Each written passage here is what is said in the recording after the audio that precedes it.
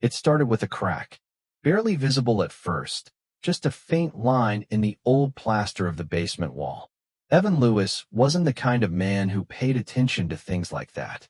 A retired high school teacher in his early 60s, Evan lived a quiet, almost invisible life in the sleepy town of Merrick Falls. The house he'd moved into after his wife passed away 2 years ago was as unremarkable as he was. It was one of those properties that sat on the edge of town, shaded by dense woods that wrapped around the rear of the lot like a secret. The kind of house that looked like it had stories to tell, if only someone would listen. But Evan wasn't looking for stories. He was looking for silence, solitude, closure. He noticed the crack one evening while putting away a box of old yearbooks he'd been too sentimental to throw away. The basement was dimly lit and damp, with low ceilings and rusted shelves that held forgotten tools and sealed boxes of who knows what from previous owners. That evening, the dying light from the single hanging bulb revealed something odd. The line in the wall didn't look like a typical crack from water damage or structural shifting. It looked intentional, clean, straight, almost like a seam. He stared at it for a long while, something stirring deep inside him. Curiosity wasn't something Evan entertained much since his wife, Clara, had passed. But this was different. He reached out and ran his fingers along the seam. It was smoother than the surrounding wall, like a different material had been used there. He tapped lightly. The sound was off, hollow. That night, he couldn't sleep. He lay in bed, staring at the ceiling, hearing the echo of that hollow knock over and over. By morning, he was back in the basement, armed with a crowbar and flashlight. He hesitated at first, feeling foolish. But the urge was too strong. He pried into the seam, and to his surprise, the plaster crumbled away easily, too easily. Behind it was a wooden panel, old, dry, and strangely warm to the touch. At the center was a rusted iron handle. Evan stared. There it was, a door. A literal door hidden inside his basement wall. His mind swam with theories. Maybe an old coal chute, a storage space, or a Prohibition-era hiding spot. But something about it felt wrong. There was no frame, no hinges, no sign it had ever been meant to open from this side. But it did open. With a slow, grinding creak, it swung inward when he pulled. What lay beyond was blackness. Not darkness, blackness. The kind of black that seemed to swallow light whole. Even his flashlight, a powerful LED, barely penetrated a few feet in. But it was enough to see stairs. Narrow, stone steps leading downward into the unknown. Evan stood at the threshold, heart pounding. He should have stopped. Should have closed the door, patched the wall, and walked away.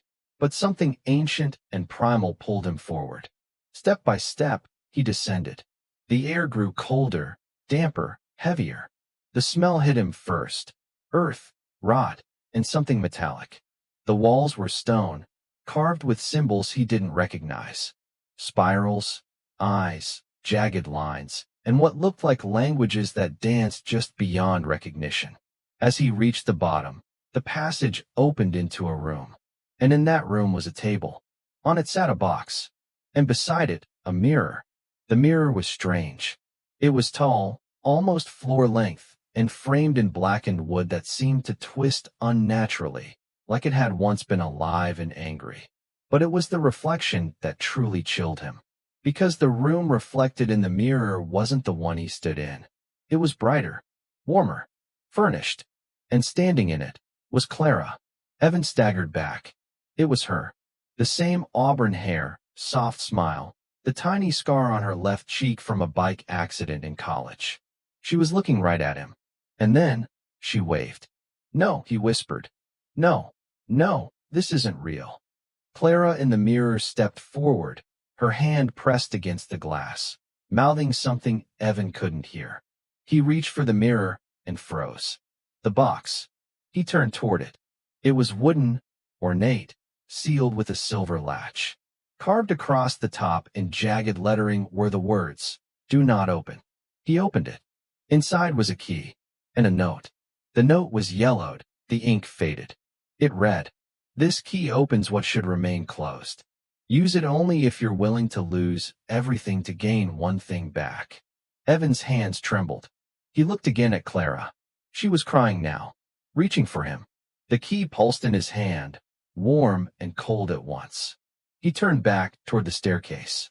But the door was gone. In its place, wall. Panic surged. He banged on the stone, screamed, clawed at the walls. Nothing.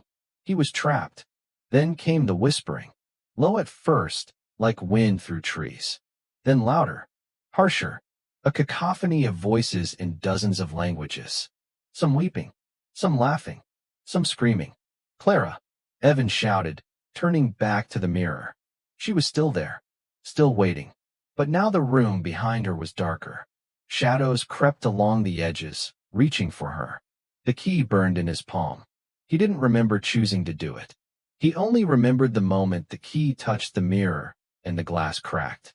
Not shattered, cracked, like ice. And then it opened. Clara's room bled into his. The two worlds colliding.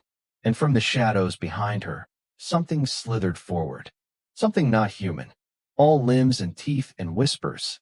Evan screamed and reached for Clara. Their hands met, and time stopped. He woke up in the basement. The original one. The wall sealed. The seam gone.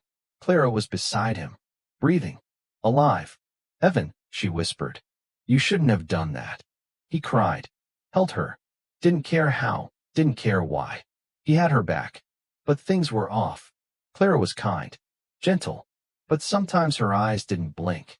Sometimes her voice echoed when it shouldn't. Sometimes he found her watching him in the middle of the night, not moving. And the whispers, they never left. They lived in the corners of rooms, in the silence between thoughts. Then came the night he awoke to find Clara standing at the basement door, staring at it. It's not over, she said. They're still waiting.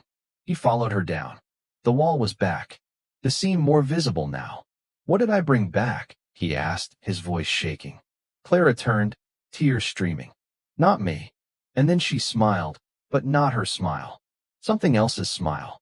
Wide. Too wide. He ran. He fled Merrick Falls, leaving the house, the memories, and the thing wearing Clara's skin behind. But he knows it's not over. Because every house he moves into, every place he tries to hide, he eventually sees it. That seam. In the wall. Waiting. For him to open the door again.